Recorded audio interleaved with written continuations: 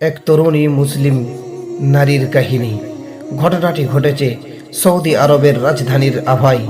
নামাজ পড়তে চেয়ে বিয়ের রাতে মারা গেলেন যে নারী, এক মুসলিম তরুণীর সত্য কাহিনী। আজ তার বিয়ে মহা ধুমধাম চলছে, সব আয়োজন চলছে, চারিদিকে উৎসব চলছে। মাগরিব নামাজের পর তাকে অনেক মেকআপ দেওয়া হলো, সুন্দর সাদা বিয়ের পোশাক পরানো হলো।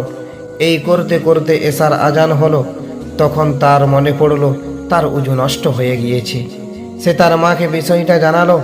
মা, আমি উজু করে এশার নামাজ পড়তে চাই। তার মা এসে একটু রাগান্বিত হলেন। তুমি কি পাগল হয়ে গেছো? দেখছো না সবাই তোমার অপেক্ষা করছে? তোমার মেকআপের কি হবে?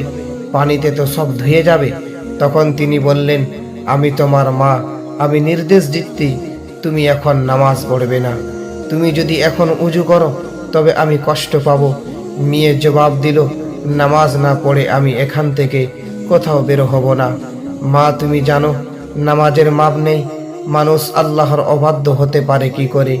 তার মা জবাব দিলেন, মেকআপ ছাড়া তোমাকে দেখলে মেহমানরা তোমাকে নিয়ে কি বলবে তুমি কি জানো? তাদের চোখে তোমাকে কি সুন্দর লাগবে, তোমাকে দেখে তারা কৌতুক করবে। তখন মেয়ে বলল, মা, তুমি কি এই নিয়ে চিন্তা করো যে আমি সৃষ্টির দৃষ্টিতে সুন্দর কিনা? আমি স্রষ্টা নিয়ে কি ভাবো? আর আমি ভাবছি, আমি যদি আমার নামাজ বাদ দিই তবে তার দৃষ্টিতে আমি সুন্দর হব না।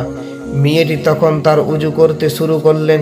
তার সব মেকআপ মুছে গেল, কিন্তু সে এসবের কিছুই পরোয়া করলো না। তারপর নামাজ শুরু করলো, যথারীতি নামাজ আদায় করতে লাগলো। কিন্তু তখনও জানতো না যে এটাই তার শেষ নামাজ ছিল। সে যখন সিজদায় গেল তখনই তার রুহ বের হয়ে গেল। নামাজ পড়তে অনেক দেরি হচ্ছিল দেখে এক মুসলিম নারী তার প্রভুর কাছে চলে গেল। তার সামনে সিজদা থেকে তিনি নামাজকে সবচেয়ে বেশি গুরুত্ব দিয়েছেন। মেয়েটি চেয়েছিলেন তার রবের কাছাকাছি হতে। তার নামাজেই রবের সবচেয়ে কাছাকাছি হওয়া যায়।